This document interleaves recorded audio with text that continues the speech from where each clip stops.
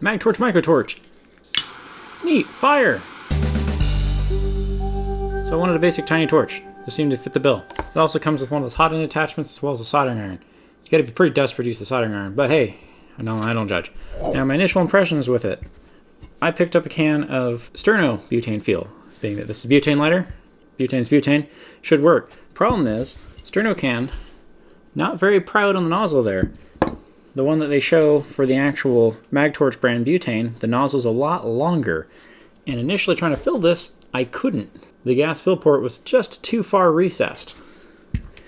The quick fix is with the Phillips #1, you can exercise caution while unscrewing the bottom. You don't want to jam a screwdriver through the gas fill port. I'm not going to say that that's bad, but it's probably not recommended. Take the base off, and that makes you a lot closer to the gas fill port, and finally, the Sterno fills it just fine. It almost feels like the bottom's an afterthought, because it definitely works just fine. It has little labels on it. Without, it's just if you stick the hot end attachment, the thing falls right over. So dangerous like that, but can be modified to fill, and I don't think you have to fill it too often. Make sure the end is cool before doing this. Otherwise, you're in for a wild time.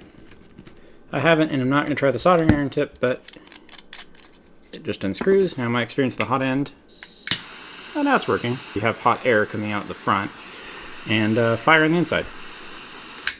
Neat! Overall impressions, works fine.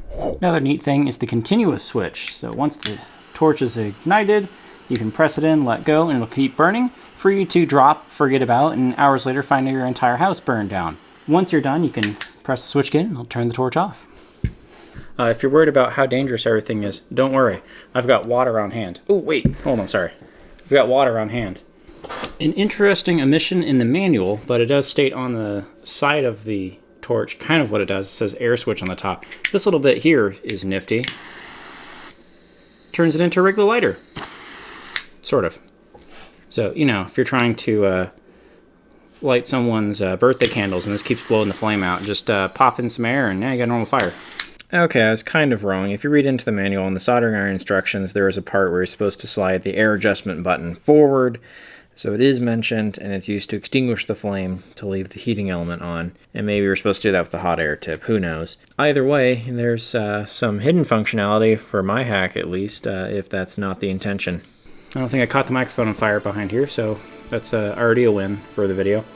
Past that, yeah, it's a torch. I just wanted to show off the trick of how to get it going if you're like me. The symptoms I was having when I couldn't get it to fill is that I could hear gas coming out of the torch, but it wouldn't ignite, so there was no feel getting into it. Thanks, bye.